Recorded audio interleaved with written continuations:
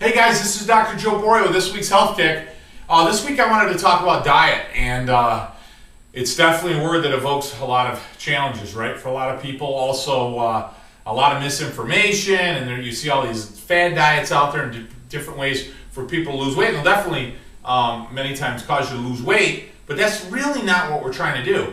What we're trying to do is make the body function and work the way it's supposed to. So we need to understand a little bit about what's happening with that, and we want to understand a little bit of a better way to eat. So let's talk about diet for a minute. Diet means you're creating a deficiency in your body. You're restricting what your body essentially needs in order to function day to day, so it starts feeding off of itself. Now, when I say that, what we're really talking about is fat, right? A lot of people want to lose fat, they want to get in better shape, but remember, fat is stored energy. So fat, think of fat anywhere you have it. You know, men tend to grab it around their waist, up in their back. Women tend to get it from the waist down into their legs. But really, all that is a gas tank. And that is stored energy, is what fat is. So in order to lose weight, we have to do more and certainly eat less, if you will, or eat less calories, possibly, if that's your situation. If you're bringing in 1,500 calories to 2,000 calories a day, and they're healthy calories, you may be exactly where you want to be caloric-wise. Then it comes down to food management. What types of calories are you putting in your body at what time of the day? And what are you doing? Are you very sedentary, or are you somebody that moves around a lot? So that has a lot to do with it as well. We got to remember that we eat for two reasons and two reasons only, essentially. Now, a lot of people eat because food tastes good. A lot of people eat because it's emotional. I mean, I grew up in an Italian family. I don't care what it was a reason to eat, right? So if you had a good day, there was a reason to celebrate. If you had a bad day, there was a reason to try to make you feel better. My God, if somebody passes away and there's a funeral, holy mackerel. I mean, put on the spread. If there's a wedding, anniversary, you name it, birthday, there's always a reason to eat in those Italian families. And a lot of the foods that were out there really weren't so healthy, so you tended to look at your relatives as the years went on, they got bigger and bigger, right? And we've seen that, right? You go to high school reunion, everybody kind of swells. So how do we make those changes? So let's understand this, that you need to have a core of food intake. And we have to understand what types of foods we have. So we're eating for energy or we're eating for repair. Those are the only two reasons we're eating. Energy is going to be the fuel that I need. Repair are going to be the products in my food that allow my body to repair itself. Okay, my body repairs at night, not during the day. It essentially repairs itself at night. So remember that as well. So when I'm bringing in calories, what do I need in the morning? I need energy in the morning.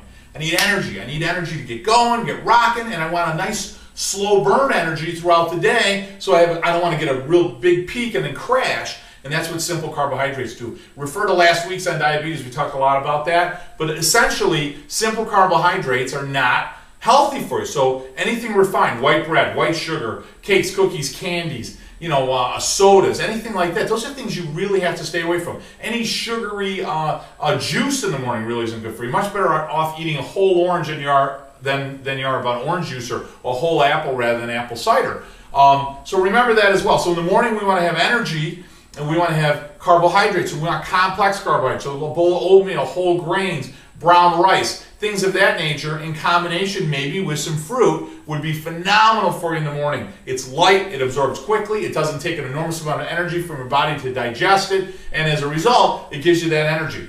You want to have 5 meals a day, each meal approximately about the size of a hand, not your hands, okay? A hand. So each meal in total should be about the size of your hand, not piled up this high, okay? So just think about that. Essentially, is that what you're doing? And that has a lot to do with us coming from hunter-gatherer type population, where we put foods in our hand and then eat, and you want that 5 meal a day option. So in the morning, you want energy type foods, healthy energy, complex carbohydrates. Lunchtime comes, that second to third meal of the day. Now we want to have some energy as well, but we can maybe eke in a little bit of our proteins, okay? So remember, proteins are for repair, and fats are really good for us. Fats have gotten a really bad name, where your body makes an enormous amount of hormones and neurotransmitters, and it actually helps in the assistance of repair. So fats are essential. It's the bad fats you want out, right? The trans fats, hydrogenated fats.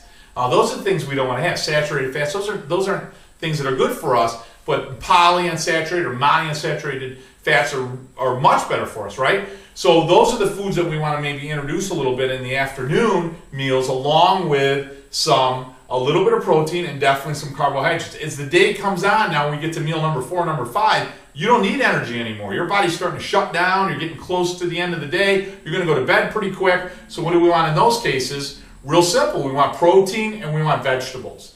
Protein and vegetables. Protein is going to give us repair products. Usually has some really healthy fats in most of the protein sources that we eat anyway. And then what do we want as well is we want some vegetables. So we want our green, we want our leafies. So green leafies usually start to get introduced around lunchtime. So meal number 3, 4, and 5, we're going to definitely have some green leafies. Meals 1, 2, and 3, we're definitely going to have some fruits. And then, like I said, at lunchtime, you start bringing in those vegetables. And again, everything should be about the size of your hand. So we want carbohydrates, healthy carbohydrates. Okay, so complex carbs, again, we talked about that last week. We also want healthy fats. Olive oil, for example, very healthy fat. Fish oil, omega-3. Flaxseed oil, very healthy. So you want to lean more towards those healthy fats. What else do we want? We want healthy sources of protein. So lean sources of protein are going to make us very healthy and certainly give us really important products for our body to repair itself. So really essential to kind of focus in on that meal protocol. I had a couple of patients of mine that had gained some weight, triglyceride levels were high, cholesterol levels were high, and they said, geez, doc, I'd like to lose some weight. I talked to them about their diet. One of them had key lime pie every day, every night when he went to bed, or cookies. The other one had ice cream every night. And I said, listen, he said, Brian said to me, I'm not giving up my ice cream. I said, don't give up your ice cream. I'll tell you what, have it for lunch, not for dinner. And same thing with the key lime pie with Jim, have it for lunch, not for dinner. They both did that. They both lost 10 to 12 pounds or more, and their triglyceride levels, both of them had dropped, and the cholesterol levels had dropped. So they weren't even eating less calories. What they were doing is they were putting it in their body when they needed it. You start putting in mashed potatoes, even healthy rice, whole grains, even really healthy bread. You start putting all that in your belly at night on meal 4 and 5, your body doesn't need that stuff. It's like, hey, I'm shutting down, I'm going to bed. Guess what happens? It starts converting that into fat, starts converting it into triglycerides. Your triglycerides starts to rise. You start putting more fat on your body. Inflammation starts to rise. All kinds of bad stuff starts to happen, okay? So real important to understand our food management as well. So remember, we're eating foods for 2 reasons. We're eating them for fuel and repair. Anytime I do a diet, so-called diet, and I restrict calories, what I actually do in those cases is I start to eat away at my motor, which is my muscle in my body. So what happens to a lot of people, you heard this roller coaster type weight gains and losses, right? So I restrict my calories, I lose weight, which is not what you want to do. You want to lose fat, not weight. Totally different. And what happens is I start sacrificing a lot of my lean muscle. And what that happens, if I have an 8-cylinder car and a 4-cylinder car, and we both drive to Buffalo from Syracuse, right? We're both going to get at the end destination, but the 8-cylinder is going to use more fuel than the 4-cylinder. Why? Because it's got a bigger motor, it's got more muscle, it's going to expend more energy. And in a sense, it's less efficient almost.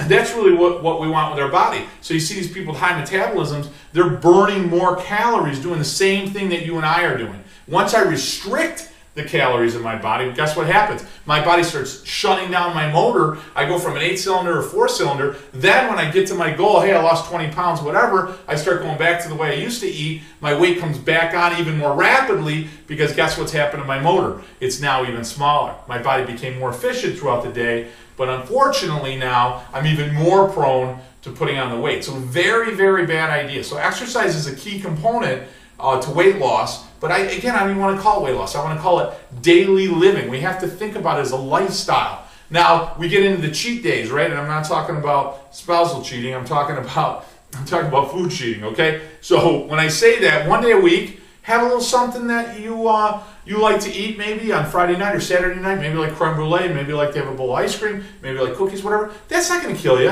1 night a week, have a little fun, maybe some chicken wings, maybe some beer, whatever. That's fine, but you start putting that in every single night, very bad things for your body. You start putting that in once a week, once every couple of weeks, body's going to handle it extremely well. It won't make 1 point on your caloric intake as far as putting any weight on. Your body's going to feel a lot better. Level of diabetes going to drop. Problems with cataracts, circulatory problems, kidney problems, liver problems are going to drop. Structural problems with the feet and the knees and the hips going to drop. We're out of time, guys. Listen, this has been Dr. Joe Borio with this week's Health Kick. Remember to eat well, exercise, drink water, sleep well. Positive mental thoughts in here. Make sure you're doing some good self-talk. Make sure you and your entire family is under regular chiropractic care. Have a great week.